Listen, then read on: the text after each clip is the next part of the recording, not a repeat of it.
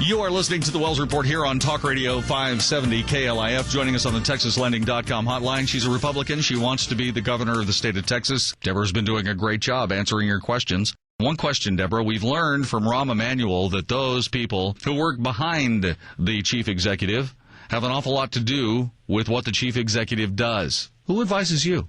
Gosh, I've got friends all over the state. You know, I am surrounded by people who have an incredible knowledge of our founding documents, and it's been amazing to me. Who are they? Over the course of the last 2 years, but just friends, basically, people that have heard me on the political trail and heard me speak, and you know, I guess like attracts like, and so those are the folks, people that have read the Federalist Papers and read the Constitution, read the Founders' writings, and understand the difference between a republic and a democracy, understand something about the rule of law and the role of government.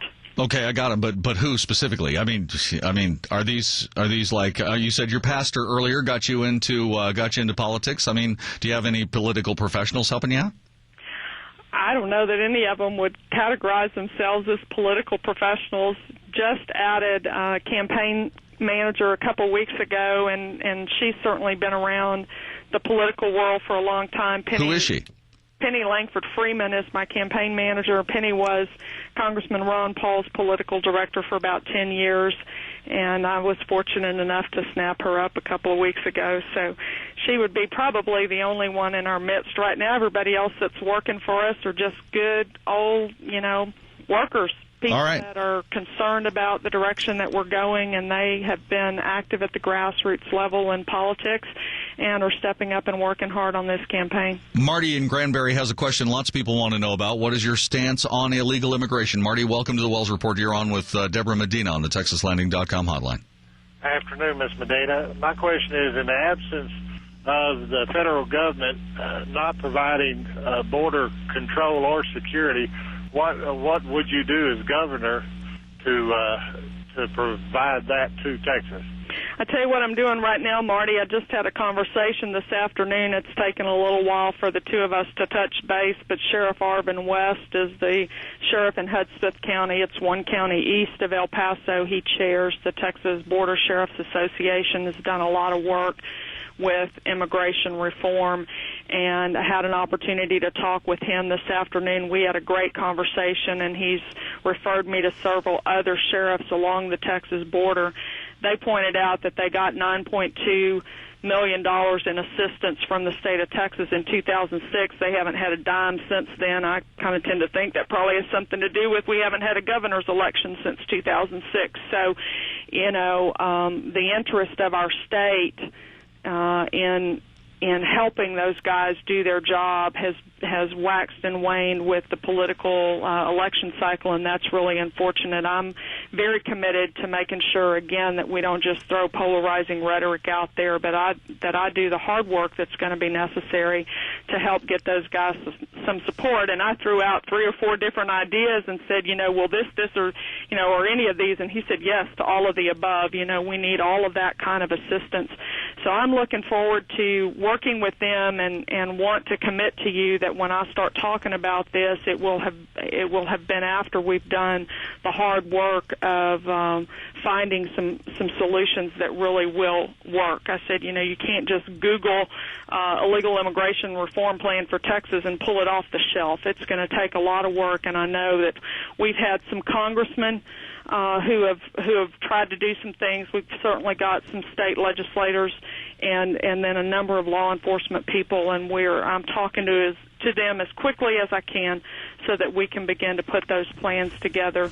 The invasion, if you will, the pouring of illegals across our border has devastating effects on our state, and in particular, the criminal element that's coming across, I think, is causing everyone a great deal of concern. So we're going to work real hard to bring some working solution, substantive solution to Texas. Debra Medina, our guest here on Talk Radio 570 KLIF, talking about the border. We've got one more segment with Ms. Medina. It's going to be a quick one. We'll talk a little bit more about the border next. You're listening to Talk Radio 570 KLIF. Efficient on Talk Radio 570 KLIF. I am John David Wells. A wide-reaching conversation with Debra Medina, who wants to be the Republican gubernatorial candidate.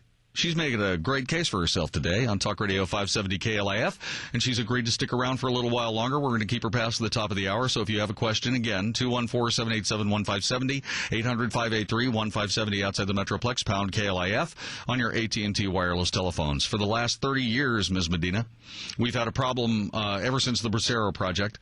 We've had a problem with people flooding across our borders, and you mentioned earlier in your last answer that you were planning on studying the situation. What more studying do you need? I mean, we've got an all-out shooting war between two drug cartels, at least two, within just a few miles of our border.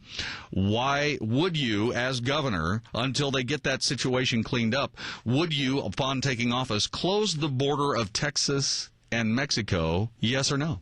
I think the question isn't would you, it's how do you do that? And so you would close the border. That's where we don't have the substantive policy recommendations. The questions I asked the sheriff this afternoon was, can Texas help you by putting the Texas Guard there? Do we help you by giving you better state laws, stronger state laws? He talked with me about a law that we have in Texas that sounds good on its face, but the teeth have been taken out of it. We ask her to stay for an extra half an hour. We're asking her to stay for another one. If you would like to join us, you can. Right before the top of the hour, I ask you a very difficult question. I want to give you some more time with it. It seems to me that somebody who really wants to be governor would close the border when she became the governor. And once again, if you had that opportunity, would you close the border, yes or no?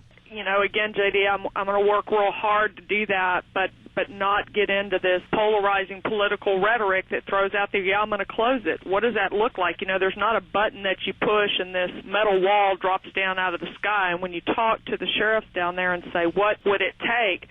There are a number of different tactical tools, I guess, that they need. They need the Guard down there. They need more. So you'd send the Guard down there. And you just close the border. You just declare it closed and put the Guard down there and let them stop everybody coming across the border for any reason whatsoever. I don't get the impression thus far, and granted, I've still got a lot of guys down there in law enforcement to talk to, but that one thing would fix it. It would help them, he said. They need equipment. They haven't had additional equipment. They're poor border counties for the largest part. They need assistance from the state of Texas to provide them with the equipment. He said, a truck a F-150 only travels so many miles, and our equipment is breaking down. We've got to have some resources there to help with that. There's things that they can do legislatively. There's some problems with the laws we have in Texas. So I think it's not going to be one silver bullet. There are a lot of things that we need to do. I'm certainly willing to use the Guard to the maximum degree possible to help those guys. I want to look for every resource we can. I think we're overspending in health care and education in Texas. That's not going to be a popular thing to say because we seem to think more money at education is always the answer. We've got billions going at it now, and it gets worse every year. That's right. And we need to redirect those funds to the proper role of government, which is justice and law enforcement. Let's get that taken care of. So I know I've been pressed real hard to throw that rhetoric out, close the border, deport all the illegal immigrants. I didn't say anything about deporting anybody. I did, however, say close the border. You see, the thing about it is, in order to fix it, you've got to get control of it. It's out of control. Wouldn't you agree? You're right. Well, okay, so what do? You stop the problem, and then you work your way around it from a standpoint of actually getting something done immediately.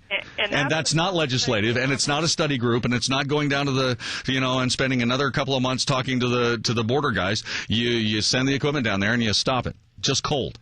You just stop it. But that's me. I'm not running for governor. I'm a talk show host. Let me ask you another question. You going to sponsor legislation that makes sanctuary cities that give these people a place to go without being run over by or stopped by police officers, et cetera? Are you going to make sanctuary cities go away? I don't see how in anybody's scheme of fairness and justice that's just. So, yeah, sanctuary cities need to go away. Okay, so you're saying that you would sponsor legislation to make sanctuary cities illegal in Texas as we know them, which are that people who are here illegally can have a home unfettered by law enforcement, et cetera. Yeah, absolutely, got to go.